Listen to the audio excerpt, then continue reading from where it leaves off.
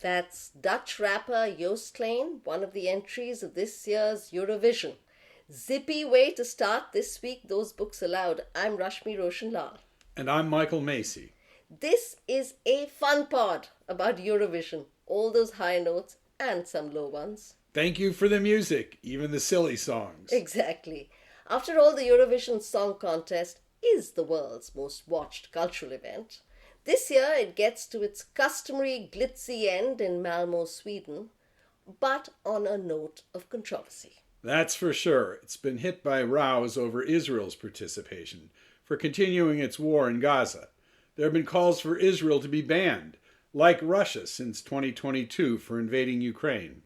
Add to that the ruling by the European Broadcasting Union, which organizes Eurovision, that Palestinian flags won't be allowed around the contest and there will only be the flags of the 37 participating countries.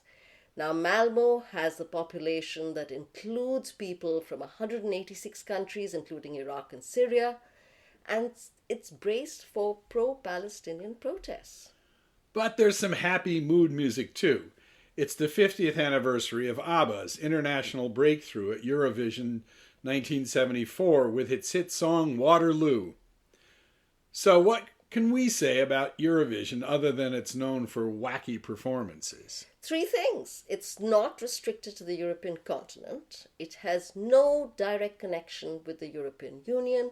And its only requirement to participate is membership of the European Broadcasting Union. What does the world of books say about Eurovision? So a hilarious book on Eurovision is The Good, the Bad and the Worst, the 100 Craziest Moments from the Eurovision Song Contest. It's by Jeff Tibbles. It looks at decades of what the author calls silly costumes and terrible lyrics. He says Eurovision was always about much more than the music, and he adds, that's just as well. The second book to know this week is Post-War Europe and the Eurovision Song Contest by Dean Vuletic. It's rather a solemn study, isn't it, of how a song contest changed to keep pace with the politics of its times. Yes, and the author is considered one of the world's foremost authorities on Eurovision. Didn't he design the world's first university course on Eurovision? That's what his website says. In this book, he charts Eurovision's evolution through the Cold War years, a changing Europe and its shifting institutional architecture. He looks at all the good that Eurovision has done and says it's unfair to criticize its supposed cultural kitschiness. So what has it contributed?